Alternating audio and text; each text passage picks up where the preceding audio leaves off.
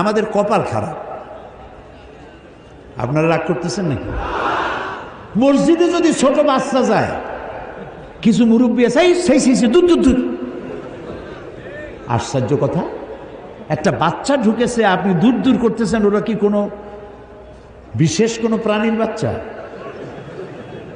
মানুষের সন্তান, আপনি চোখ মোটা করতেছেন। প্রথম কাতারে বাচ্চা দাঁড়াইছে, তো আপনার কি হয়েছে? আপনি কেন ধমক দিবেন?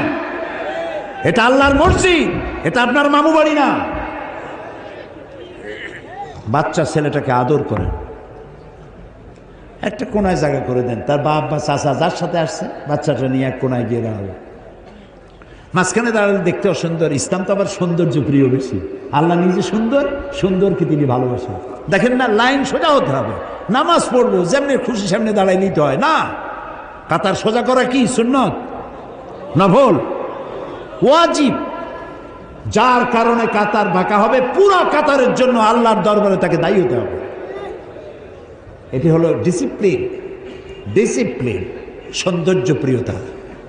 নামাজ পড়বেন অক্ত মতো। আপনার প্লেন ছাড়বে বলে আপনি নামাজ, জোহরের নামাজ 12টার সময় পড়ে যাবেন, ট্রেন ছাড়বে আসরের নামাজ 3টার সময় পড়বেন, তা হবে না। যে জাতির 5 ওয়াক্ত নামাজ টাইমলি পড়তে হয়, সেই জাতির পাঞ্চুয়ালিটি কোনো জ্ঞান নাই। মন্ত্রী সাহেব বক্তৃতা করবেন বেলা 3টায়, 5টায়ও খোঁজ নেই। 5 মিনিটের জন্য ওয়াজ করতে দেওয়া হয়েছে, আহমদ রসুল্লি আলা, তারপরে সাল্লাল্লাহ পড়তে পড়তে 1.5 ঘন্টা শেষ। এই হলো আমাদের সময়ের জ্ঞান। 9টার ট্রেন কয়টায় আসবে?